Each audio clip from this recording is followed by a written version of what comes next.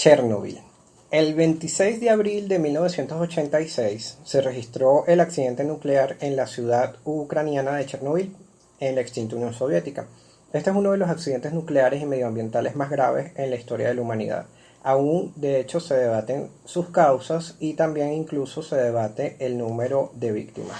La cantidad de dióxido de uranio, carburo de boro, óxido de europio, herbio, aleaciones de circonio, grafito expulsados, materiales radioactivos y tóxicos, se estimó que fue unas 500 veces mayor que el que fue liberado por la bomba atómica de Hiroshima en 1945. Causó la muerte inmediata de 31 personas en las siguientes 2 semanas y llevó al gobierno de la Unión Soviética a la evacuación de urgencia de 116.000 personas, provocando una alarma internacional al detectarse radioactividad en al menos 13 países de Europa Central y Europa Oriental.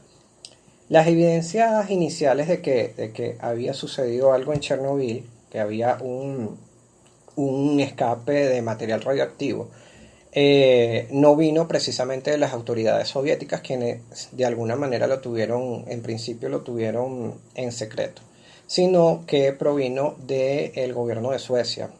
El 27 de abril se encontraron partículas radioactivas en la ropa de los trabajadores de la central nuclear de Forsmark, en Suecia, que queda a unos 1.100 kilómetros de Chernobyl. Los dirigentes de la Unión Soviética, ellos habían tomado, como dije, la decisión política de no dar detalles sobre lo que había pasado en Chernobyl. Sin embargo, ante esta evidencia que fue expuesta por el gobierno de Suecia, el 14 de mayo, el secretario general de la Unión Soviética, Mikhail Gorbachev, decidió leer un texto extenso, un informe, en el que reconocía la magnitud y las consecuencias del accidente en Chernobyl. Esta explosión provocó, y así está registrado, la mayor catástrofe en la historia de la explotación civil de la energía nuclear. Como ya lo señalé, al momento 31 personas murieron en el momento justo del accidente, pero de hecho eso aún a la fecha sigue trayendo secuelas, por eso es que se debate aún el número de víctimas que ha dejado Chernobyl. Alrededor de 135.000 personas fueron evacuadas de los 155.000 kilómetros cuadrados que fueron afectados. Permanecieron extensas áreas deshabitadas por muchos años, por una reubicación posterior que hubo de otras 215.000 personas. La radiación se extendió a la mayor parte de Europa, permaneciendo los índices de radioactividad en esa zona cercana en unos niveles altos y por supuesto niveles peligrosos.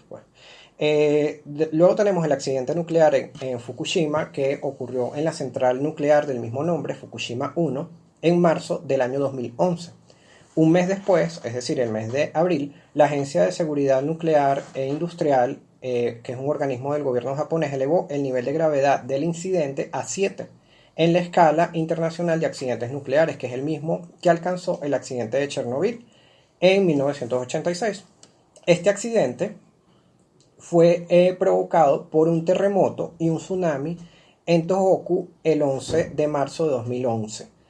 Al detectar el terremoto, los reactores activos de la planta nuclear apagaron automáticamente sus reacciones de fisión. El accidente produjo la emisión de radioisótopos. Estos son átomos que emiten radiación al medio ambiente. La mayor parte de estas emisiones a la atmósfera se transportaron hacia el este gracias a los vientos, y se depositaron en el Océano Pacífico Norte y se dispersaron allí. Entonces, al principio, pues, a pesar de que tuvo un nivel de gravedad igual al accidente de Chernobyl, pues aparentemente no hubo tantas víctimas como se registraron en Chernobyl, ¿no? Sin embargo, esto ocasionó que se destapara una pequeña olla con este problema, con este accidente en Fukushima. Hay una organización que se llama Organización por la Independencia de la Organización Mundial de la Salud. Suena un poco a redundante, pero esta es una organización que de alguna manera pelea o protesta por la politización que se ha inmiscuido en la Organización Mundial de la Salud. Ellos, para el momento en que ocurre el accidente en Fukushima, hicieron el siguiente señalamiento: ningún programa social ni médico digno de ese nombre, refiriéndose a la Agencia Internacional de la Energía Atómica y a la Organización Mundial de la Salud. Ellos decían: ningún programa social ni médico digno de ese nombre ha sido puesto en práctica en las zonas contaminadas de Chernobyl. Se considera que dicho acuerdo ha limitado gravemente la protección de la salud de los ciudadanos del mundo en relación con la contaminación radiactiva. Ellos señalan que los países con actividad nuclear, los estudios epidemiológicos son raros y casi nunca se hacen a las personas que viven en esa zona. Y en ciertos países como Francia, por ejemplo, el secreto sobre las actividades nucleares civiles y militares es total.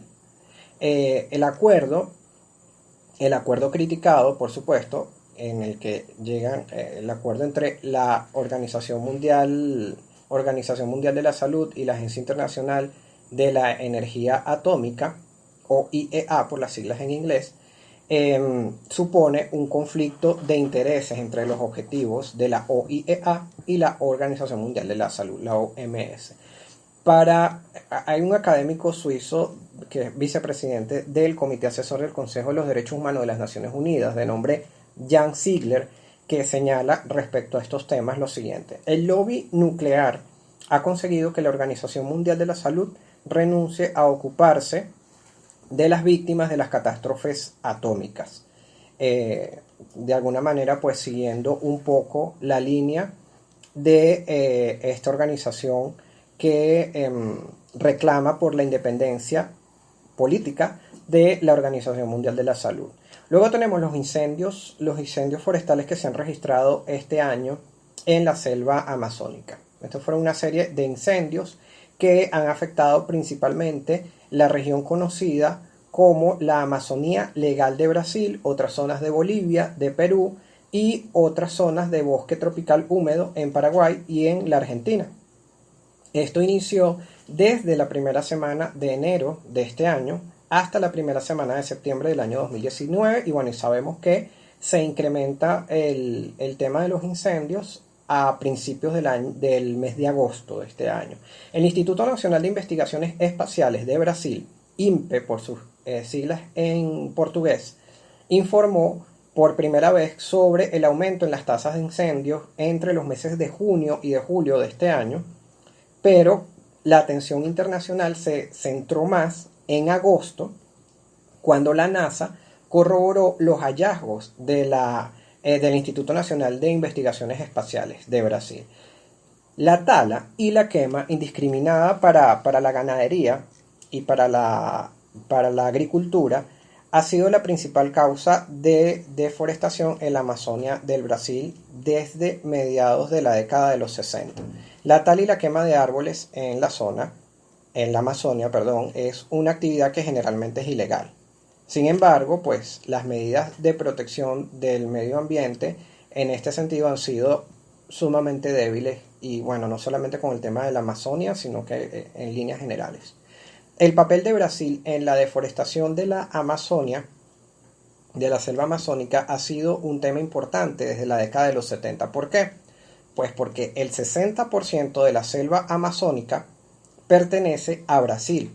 De allí que se habla de la Amazonía Legal de Brasil. Entonces, desde la década de 1970, Brasil ha consumido aproximadamente el 12% de la selva, lo que representa aproximadamente 77.7 millones de hectáreas de la Amazonía.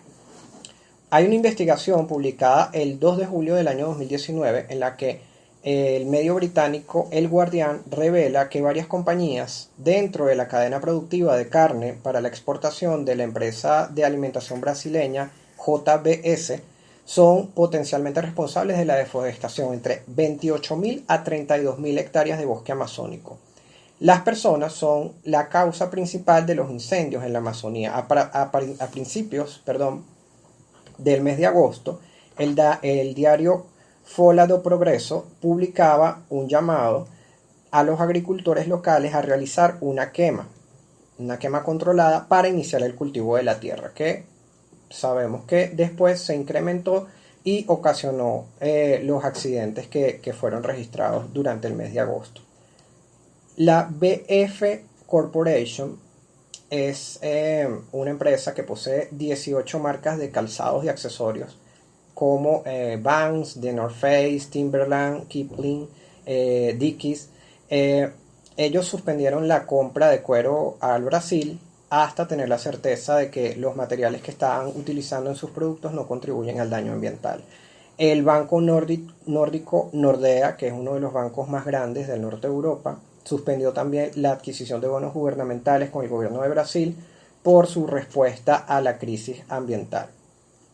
Hay una senadora brasilera, Katia Abreu, exministra también de Agricultura, de Ganadería y de Alimentación. Ella dijo que algunos de los discursos del presidente de Brasil perjudicaron los agronegocios. Según ella, el discurso de Jair Bolsonaro es antimercado y los agricultores que hoy están felices, mañana van a llorar.